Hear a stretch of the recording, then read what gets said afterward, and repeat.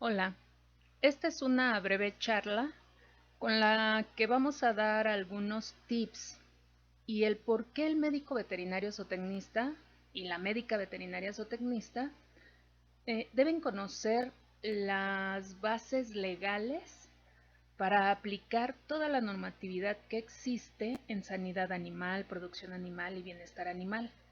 Y también como ciudadanos debemos conocer esta legislación que nos aplica. El objetivo general de la asignatura, como está en cuarto semestre, es a nivel de conocer. Posteriormente ya lo irán aplicando conforme vayan avanzando en la licenciatura, en sus demás semestres. De hecho, en bioética ya vieron una norma. Ahorita vamos a ver, bueno, más adelante en la unidad 6 vamos a ver qué son esas normas oficiales mexicanas, cómo se elaboran y cómo es que podemos participar los médicos veterinarios. También en epidemiología llevan un acuerdo, van a ver un acuerdo, la Ley Federal de Sanidad Animal, y así sucesivamente lo van a ir aplicando. Y hay una asignatura optativa para aquellos que decidan continuar en esta área de normalización y acreditación, que finalmente vamos a ver en la unidad 4 cómo este mundo globalizado pues finalmente ha cambiado las actividades. Eh, por eso es que para nosotros los médicos veterinarios necesitamos conocer y vamos a ir aprendiendo en el transcurso de la carrera cómo ir aplicando toda esa normatividad que, que rige nuestro ejercicio profesional como profesionistas, como trabajadores, como médicos veterinarios, es decir, la parte técnica en sí. Aquí les presento en esta diapositiva las unidades en las que consiste actualmente la asignatura. Ustedes pueden ver que finalmente, o sea, se va viendo, a excepción de la unidad 1, de la 2 a la 17 son leyes individuales. Sin embargo, es nada más para que conozcan en qué consiste cada ley, pero ya vamos a ver en el ejercicio de la profesión o cuando hagamos un proyecto de investigación. Es todo un marco jurídico lo que rige alguna actividad. Es decir, no es solo una ley, sino pueden ser varias leyes o la Constitución, y es a lo que se le conoce como el marco jurídico. Entonces, porque eso es lo que nos va a permitir que ese proyecto o que esa actividad sea viable en lo que nosotros queremos proponer. Y más adelante vamos a ver cómo es que se hace, porque es con base en la jerarquía de ordenamientos jurídicos, que es algo muy sencillo. Muchos de ustedes ya llevaron derecho a nivel bachillerato. Entonces, y los que no, pues lo han escuchado, lo han oído. Aquí tenemos de alguna manera hicimos una clasificación de todas esas unidades que se presentan en el programa como está actualmente. Y en esta clasificación pues tenemos doctrina legal y leyes de aplicación para todas las actividades. Por eso es que pusimos nociones de derecho, la Ley Orgánica de la Administración Pública Federal y la de Metrología y Normalización, porque no son exclusivas de la profesión, sino que aplican en todas las áreas de actividad del país. Después, legislación profesional y laboral, que es muy importante que conozcamos, eh, organismos internacionales, la ley de comercio exterior, porque finalmente es donde se están generando todas las políticas en el mundo. Tenemos un ejemplo de legislación estatal. Aquí no le quisimos poner de protección animal porque finalmente sabemos que es un término eh, que existe pero que no es el adecuado, por eso lo pusimos como ley estatal. La legislación sanitaria, ahí englobamos la Ley Federal de Sanidad Animal y la Ley General de Salud y el Reglamento Sanitario de Control de Productos y Servicios. En legislación ambiental pues tenemos 4 grandes leyes. Aquí ustedes en algunos lugares van a ver ley federal, ley general, tienen la misma jerarquía. Sin embargo, una ley general, ya cuando vayamos viendo, tiene varios ámbitos de atribución y las leyes generales van a tener responsabilidad a nivel federal, a nivel estatal y a nivel municipal, a diferencia de una ley federal que solo es de aplicación y de atribución a nivel federal. Bueno, la responsabilidad, como eso lo vamos a ir viendo posteriormente. Y por último, tenemos los ejemplos de legislación ganadera, agraria y rural. Y es básicamente cómo está organizado los productores en nuestro país. Los productores, los ejidatarios, qué es un ejido, por qué la parte de desarrollo rural sustentable. Y vamos a ir viendo que son leyes que les van a ir dando atribuciones en el quehacer a las personas. Aquí tenemos lo que les comentaba, ¿por qué debemos conocer y saber normatividad? Este nada más es un ejemplo de las normas oficiales mexicanas en materia de salud animal. Aquí nada más puse las que me copiaron en la diapositiva, pero son muchas y lo vamos a ver con detalle en la unidad 6. Otro ejemplo son los acuerdos en materia de salud animal. Y aquí podemos ver, como comenté, algunos ejemplos, pero son aún más. Esta asignatura, los profesores del claustro, es decir, de quienes impartimos la asignatura, diseñamos con base en el programa de la materia una compilación de esta legislación y la pueden encontrar, está de descarga gratuita. Aquí ponemos la liga electrónica, la pueden descargar de manera gratuita. Y lo importante en esta ocasión es electrónica y así va a ser en adelante. ¿Por qué? Pues porque las leyes son dinámicas, van cambiando, es decir, se tienen que ir modificando. Y aparte, pues ustedes van a ver que es un documento de casi 1000 páginas. Entonces es más fácil manejarlo y estarlo actualizando electrónicamente. Entonces, lo que yo les comentaba es que actualmente el médico veterinario zootecnista, ya muchos organismos internacionales y la propia y a nivel nacional han definido que el perfil del egresado no solo es qué sabes hacer o qué estudiaste, no, sino que aquí pusimos una pequeña definición y no solo debe contar con esos conocimientos técnicos, sino debe estar integrado además por la ética, capacidad y creatividad que le permita enfrentarse y resolver de manera eficaz y eficiente las situaciones que se le presenten en su ejercicio profesional. Aquí tenemos un ejemplo con todo lo que han generado los organismos internacionales, la demanda laboral, es decir, el mercado laboral, ¿qué está requiriendo?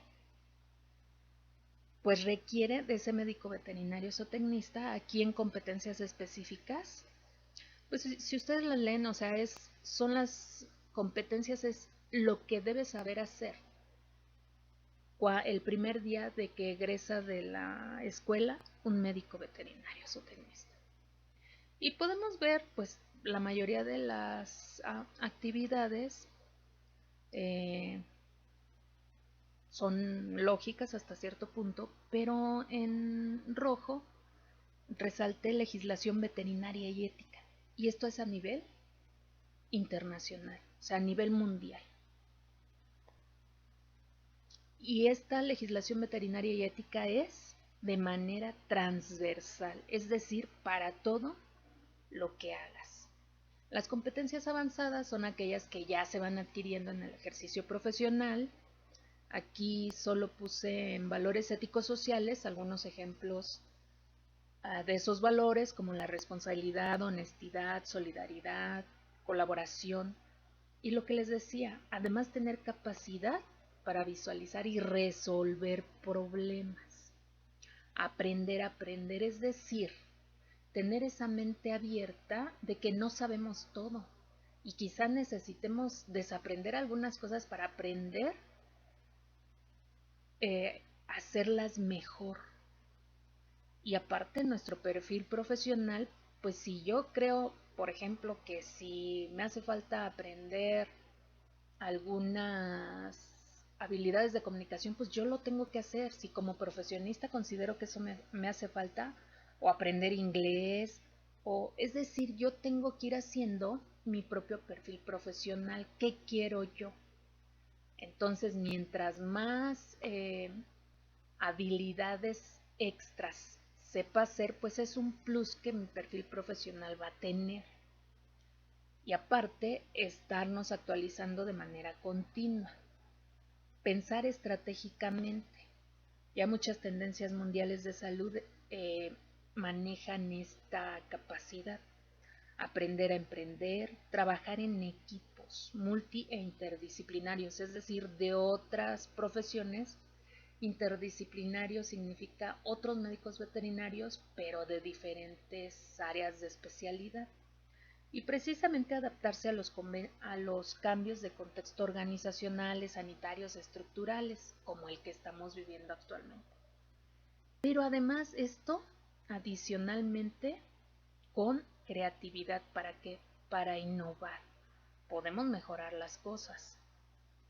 Y en la unidad 4 vamos a ver qué significa la OIE, que es un organismo internacional, que es la Organización Mundial de Sanidad Animal, y señala, la legislación veterinaria nos va a servir para hacer vigilancia epidemiológica, detección precoz y el control de enfermedades animales, incluyendo la zoonosis, la inocuidad de alimentos derivados de la producción animal, la certificación, fortalecer el área de la ética y valores. Y también señala, sí nos va a servir para todo eso, pero ¿qué es lo que debemos saber de legislación? Lo básico, fundamentos de la legislación nacional, de nuestra profesión y de las actividades que hacemos. Saber dónde encontrarla, o sea, no, actualmente el internet es una maravilla, pero hay que saber consultar la normatividad vigente, como lo vamos a ver más adelante. Y en cuanto a la ética, debemos asumir ese liderazgo ante la sociedad, porque somos los que sabemos, los que estudiamos para eso, y tenemos que orientar a la sociedad. Entonces, todo esto nos va generando que a nivel internacional vaya emitiéndose normatividad que todos los países vamos a tener que ir incorporando a nuestra propia legislación. Aquí nada más vemos un breve panorama, no lo vamos a desglosar, eso se ve en la unidad 4, pero y lo que nosotros debemos saber hacer pues es lo básico de normatividad, o sea, de doctrina legal, porque la mayoría de la legislación que aplicamos es legislación técnica, es decir, de sanidad, producción y bienestar animal. Otro de los tips que quiero darles es, todas las personas somos diferentes y tenemos diferentes esquemas de aprendizaje y muchos de ellos están basados en la percepción, es decir, de cómo percibimos la información que nos están dando. Por eso es importante, ustedes recordarán, quizá en la primaria o secundaria, nos enseñaron que para que el mensaje sea recibido, pues el emisor, receptor, pero si hay interferencia en estos canales que se están usando, pues o no se va a recibir, o se va a medio recibir, o se recibe mal, y finalmente en vez de que se reciba bien la información, va a ser una información viciada con mala información y desinformación. Por eso es importante, y aquí les voy a dar un pequeño tip para aquellos que no, para quienes no saben qué tipo de percepción tienen. Ahorita vamos a ver unos ejemplos. En lo que les comentaba, las barreras de comunicación. Aquí voy a referirme a la parte semántica porque es lo que yo creo que significa. Entonces aquí la legislación, por eso muchas leyes al principio o al final del cuerpo de la ley tienen un glosario para que cuando se aplique todos manejemos la misma información. Por eso es importante que la legislación, si yo voy a hacer uso de alguna ley, pues tengo que sujetarme a las definiciones de esa ley. Canales de percepción. Aquí les voy a dejar estas 6 preguntas para quienes no saben qué tipo de percepción tienen y de porque esto les va a ayudar mucho a que ustedes generen su propio esquema de enseñanza-aprendizaje. ¿Esto qué significa? Por ejemplo, hay 3 esquemas de percepción o 3 tipos de percepción. Ahorita lo van a ver, que es auditivo, visual, kinestésico. El kinestésico es referente a todas las sensaciones. Y de estos 3, uno de ellos va a predominar más, pero uno puede tener 2 de ellos, pero uno siempre predomina. Por ejemplo, yo soy auditivo kinestésica.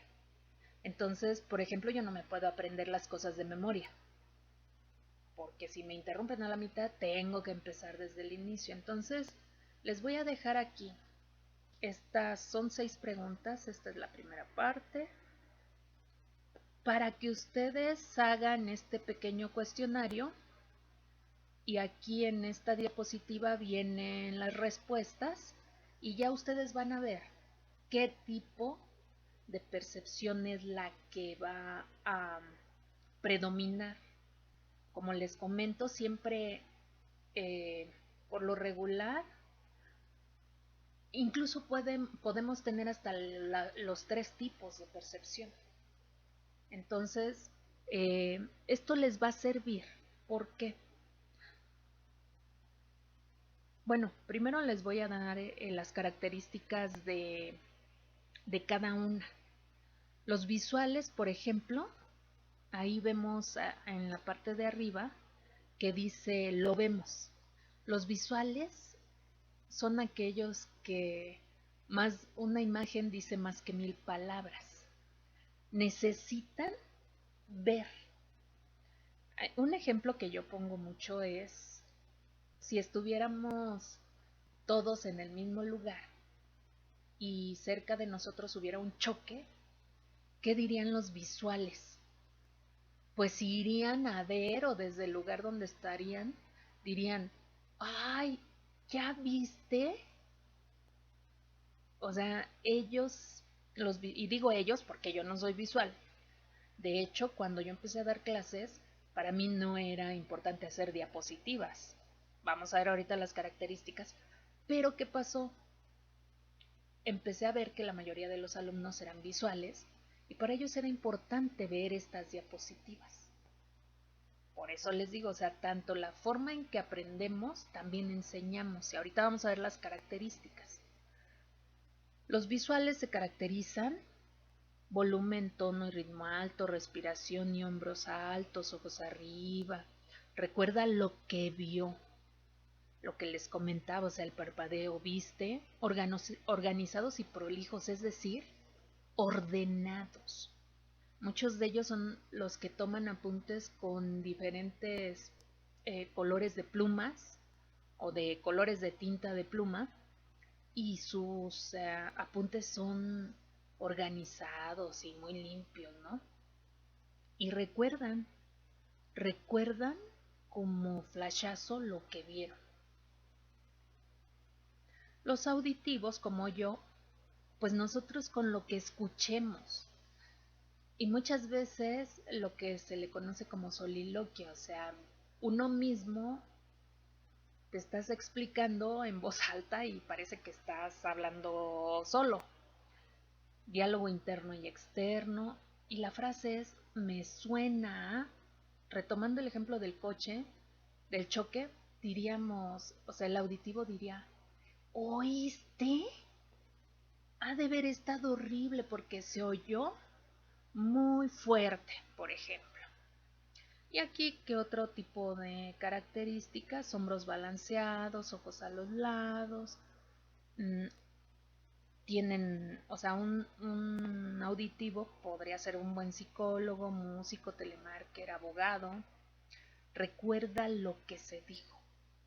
Se visten de modo conservador y discreto, captan paso a paso. Por eso es que no podemos memorizar.